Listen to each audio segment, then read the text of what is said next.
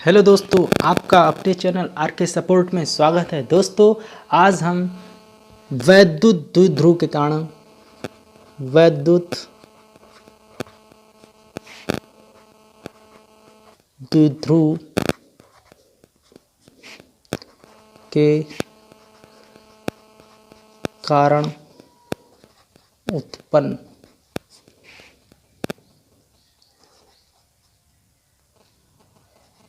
वैद्युत क्षेत्र की तीव्रता का व्यंजक निगमित करेंगे। दोस्तों, वैद्युत क्षेत्र की तीव्रता का व्यंजक जो होता है वो दो प्रकार से वैद्युत द्विध्रुव के कारण उत्पन्न वैद्युत क्षेत्र की तीव्रता का जो व्यंजक होता है वो हम दो प्रकार से निकाल सकते हैं। एक होता है अक्षीय और जिसको हम कहते हैं अनुदैर्ध्य, और दूसरा होता है निरक्षीय जिसको कहते हैं अनुप्रस्थ।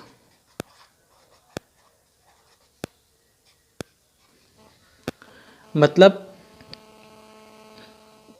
अक्षीय एक्सियल और लॉन्गिट्यूडिनल, निरक्षीय एनएक्सियल और ट्रांसवर्स। तो आज दोस्तों हम देखेंगे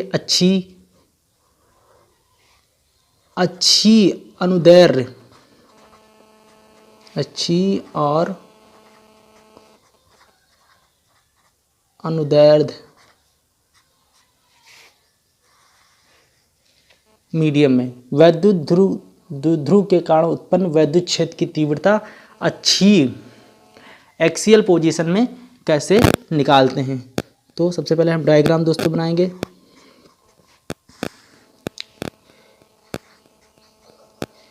ये प्लस क्यू चार्ज है, ये माइनस क्यू चार्ज है, यहाँ पॉइंट पी है जिस पे हमें वैद्युत क्षेत्र की तीव्रता निकालनी है।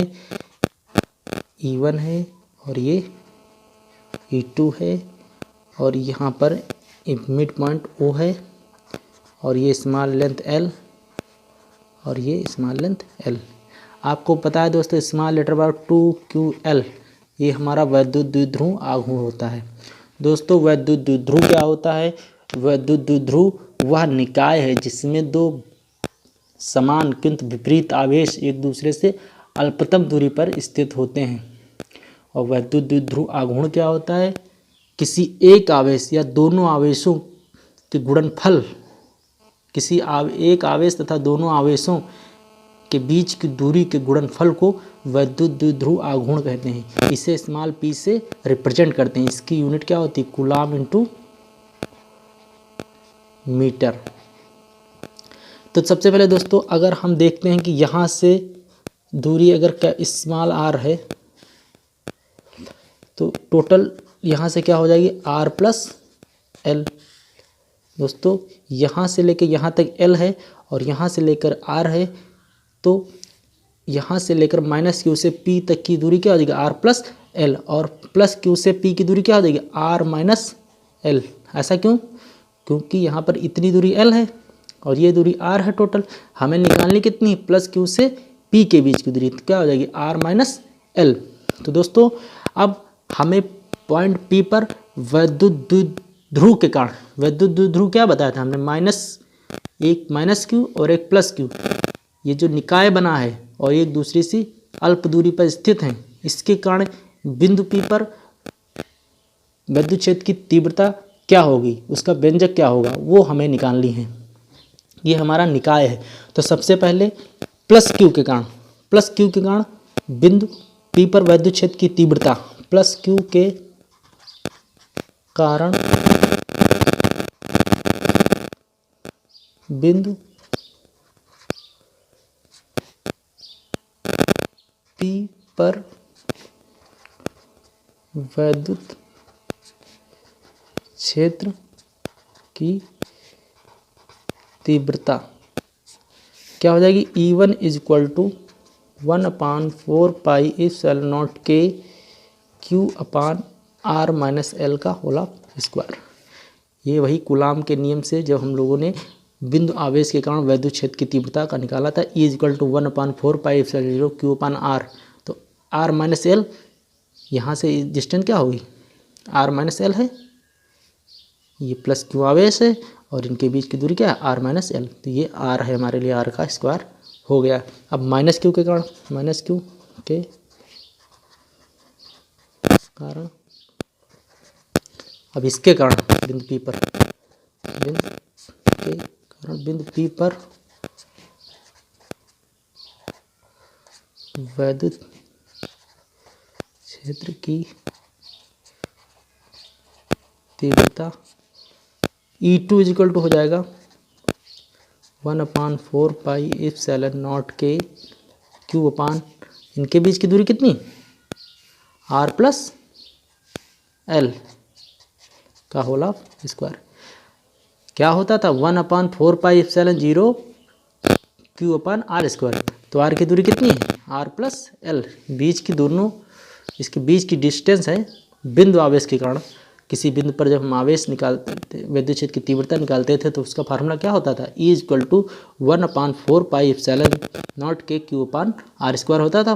तो ये बिंदु आवेश है, इस बिंदु पर हमें निकालना है, तो इसकी दूरी कितनी है, आर प्लस एल। तो इसीलिए हमने ये रख दिया। अब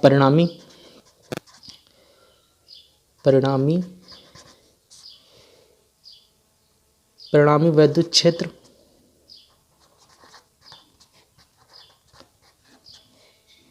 क्या हो जाएगा, E is equal to E1 minus E2। Resultant total कैसे होगा, तो टोटल क्या होगा, E1 क्या होगा, ज़्यादा होगा और E2 क्या होगा, कम होगा। देखो यहाँ पर R माइनस एल छोटी दूरी है, तो इसकी वैल्यू क्या आ जाएगी, ज़्यादा आएगी, और R प्लस एल, तो इसको सॉल्व करने पर इसके जो वैद्युत क्षेत्र की तीव्रता आएगी वो आएगी कम। तो इसीलिए हमने परिणामी जो वैद्युत क्षेत्र की तीव्रता निकाला, E equal to E1 minus E2। दोस्तों विद्युत क्षेत्र की तीव्रता, जो विद्युत क्षेत्र की दिशा होती है, वो हमेशा प्लस से माइनस की तरफ होती है। इसीलिए जब हमने प्लस क्यू के कारण E1 निकाला, तो देखो प्लस से दूर जा रही, E1 इधर जा रहा है, और जब हमने माइनस के कारण निकाला तो उसी की डायरेक्शन में E2 उसी की डायरेक्शन में आ रहा है, क्योंकि प्लस से माइनस की तरफ इसकी डायरेक्शन होती है। तो दोस्तों अब हम देखते हैं E1 माइनस E2 दोनों की वैल्यू रखते हैं और इसको सॉल्व करते हैं। E1 की वैल्यू क्या है, 1/4 पाई एप्सिलॉन नॉट के Q upon R minus L का होल ऑफ स्क्वायर, और माइनस E2 की वैल्यू क्या होगी, 1/4 पाई एप्सिलॉन नॉट के Q upon R plus L का होल ऑफ स्क्वायर। अब यह दोनों में क्या कॉमन है, क्यू अपान 4 पाई एप्सिलॉन का, तो बाहर ले लेंगे 4 पाई एप्सिलॉन नॉट के, और ये अंदर क्या बचेगा, 1/r माइनस एल का whole of square minus 1/r plus L का होल ऑफ स्क्वायर। अब इसको हम सॉल्व करेंगे, तो Q upon 4 pi epsilon naught के क्रॉस मल्टीप्लाई कर देंगे r प्लस एल का होल ऑफ स्क्वायर, और इसका इधर हो जाएगा तो r माइनस एल का होल ऑफ स्क्वायर, और नीचे की मल्टीप्लाई हो जाती क्या होगा, r माइनस एल का whole of square to r plus L का होल ऑफ स्क्वायर। अब इसको और थोड़ा सिंप्लीफाई हम लोग कर लेंगे, तो E is equal to Q upon 4 pi epsilon naught के। अब यहाँ पर इसको होल ऑफ स्क्वायर दोनों को ओपन करेंगे, a प्लस बी के होल ऑफ स्क्वायर से, तो क्या होगा, R square plus L square plus 2RL। यहाँ पर जब ओपन करोगे तो साइन अंदर के चेंज हो जाएंगे, तो क्या होगा, आर स्क्वायर प्लस आएगा तो माइनस हो जाएगा, क्योंकि माइनस था ब्रैकेट एल स्क्वायर, और यहाँ पर जो माइनस आएगा तो क्या हो जाएगा, प्लस हो जाएगा 2RL, और ये हो जाएगा हमारा a plus B, a minus B क्या होता है, A square minus B square, तो क्या होगा, L square minus R square minus L square का होल ऑफ स्क्वायर। ठीक है, तो हमने ऐसे इसको लिख लिया। अब यहाँ पर देखिए ये सब कैंसिल हो रहे हैं आपस में, 2RL प्लस 2RL, ये क्या हो जाएगा, Q upon 4 pi epsilon naught के 4RL upon R square minus L square का होल ऑफ स्क्वायर, ये E बराबर है। अब इसके बाद हम क्या देख रहे हैं, यहाँ से देख E इज इक्वल टू, अब यहाँ पर इसको हम लिख सकते हैं 2R इंटू 2L, और ये Q तो हमारा पहले था, इसको ऐसे लिख लेंगे, आगे यहाँ लिख लेंगे 4 पाई एप्सिलॉन के, तो क्या हो जाएगा, E इज इक्वल टू, अब देखो 2QL हमने क्या बताया था, P is equal to 2QL। क्या होता है, P हमारा वैद्युत द्विध्रुव आघूर्ण होता है। इसकी दिशा हमने क्या बताई थी, हमेशा माइनस से प्लस की तरफ होती है। इसकी दिशा माइनस से प्लस की तरफ होती है और वैद्युत क्षेत्र की दिशा हमेशा प्लस से माइनस की तरफ होती है। तो यहाँ पर ये 2QL लिखा है, तो इसकी जगह हम क्या लिख सकते हैं, P लिख सकते हैं। तो P/4 pi epsilon naught K, और ये हो जाएगा 2R/2R हो जाएगा। ठीक, 2R यहाँ पर, सॉरी ये लिखना भूल गए थे, ये R² माइनस L² का होल ऑफ स्क्वायर। तो यहाँ पर भी हो जाएगा R² माइनस L² का होल ऑफ स्क्वायर। ठीक, तो ये is equal to P/4 pi epsilon naught K 2R/R² minus L² का स्क्वायर। दोस्तों पेज ओपन हो गया, आप लोग नोट करते रहिए, तभी आप लोगों को जो है समझ में आएगा। तो यहाँ पर हम लोग पहुँच चुके हैं, कैलकुलेशन हमारा चल रहा है। और यहाँ तक शुरुआत में आप देख, परिणामी वैद्युत क्षेत्र की तक आप कैलकुलेट कर ले, फिर E1 माइनस E2 की वैल्यू रख के आप उसको जो है सोल्यूशन ही करना, सॉल्व ही, सिंप्लीफाई ही करना होता है दोस्तों। तो अब यहाँ पर हम पहुँच गए थे, E इज इक्वल टू, हम कहाँ तक पहुँच गए थे,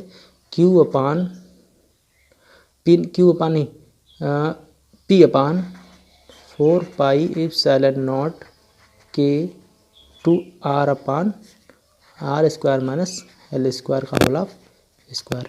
अब हम देखते हैं कि L is more lesser than R, तो इसको हम क्या कर लेंगे, नगण्य मान सकते हैं। तो L² को R² की तुलना में नगण्य मान सकते हैं, क्योंकि दोस्तों L² बहुत ही छोटी डिस्टेंस है और इसका जब स्क्वायर करोगे तो और छोटी हो जाएगी, इसीलिए हम इसको जो है नगण्य मान लेते हैं, मतलब 0 एकदम मान लेते हैं। तो क्या बचेगा हमारा, is equal to P/4 pi epsilon naught K, और यहाँ पर देखेंगे 2R नोट कर लिया हमने ऐसे ही, और यहाँ पर ये हट जाएगा, ये 0 हो जाएगा, तो R² ये, और इसकी पावर क्या हो जाएगी, मल्टीप्लाई क्या होगा, R⁴। अब देखेंगे कि ये R और ये R⁴ तो एक पावर कट जाएगी, तो क्या बचेगा, E is equal to P/4 pi epsilon naught K, और ये ऊपर बचेगा 2 एक पावर कट गई थी, तो क्या बचेगा R³ दोस्तों यही हमारा जो व्यंजक है वो वैद्युत द्विध्रुव के कारण उत्पन्न वैद्युत क्षेत्र की तीव्रता है, अच्छी मीडियम में, अच्छी पोजीशन में।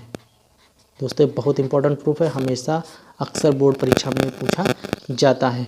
तो अब हम देखते हैं कि अगर निर्वात की बात करें तो निर्वात में K की वैल्यू क्या हो जाती है, 1, तो क्या हो जाती है, E is equal to 1/2P, या आप इसको ऐसे लिख दिए 1/4 पाई एप्सिलॉन नॉट K की वैल्यू 1 हो गई, तो क्या हो जाएगा 2P/R³।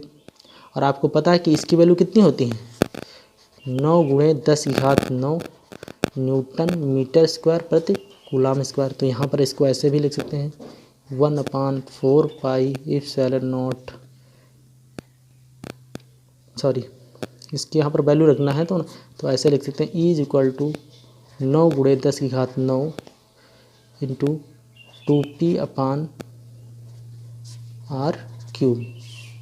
जब आपको वैल्यू दी जाएगी, वैद्युत ध्रुवागुण की वैल्यू दी जाएगी, यहाँ पर आप रख देंगे, और डिस्टेंस दी जाएगी प्लस क्यू के कारण माइनस क्यू के कारण जो भी दी जाएगी, जो भी निकाय के अनुसार वो यहाँ पर रख देंगे। आप इसकी वैल्यू यहाँ रख कर आप इसको सॉल्व कर सकते हैं। वैद्युत द्विध्रुव के कारण आप इलेक्ट्रिक फील्ड, वैद्युत क्षेत्र की तीव्रता आप निकाल सकते हैं।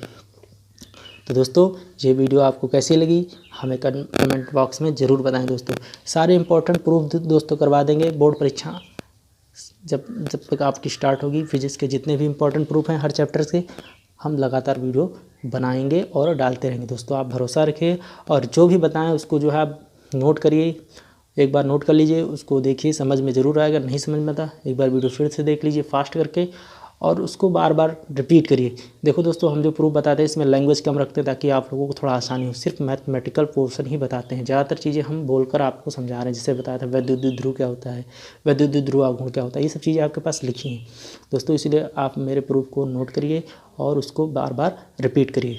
दोस्तों आपको ज़रूर समझ में आएगा, और ये जितने प्रूफ मैं बता रहा हूँ दावे के साथ ये ज़रूर एग्जाम में पूछे जाएंगे। मिलते हैं एक अगली बेहतर वीडियो के साथ। तब तक के लिए धन्यवाद। जय हिंद।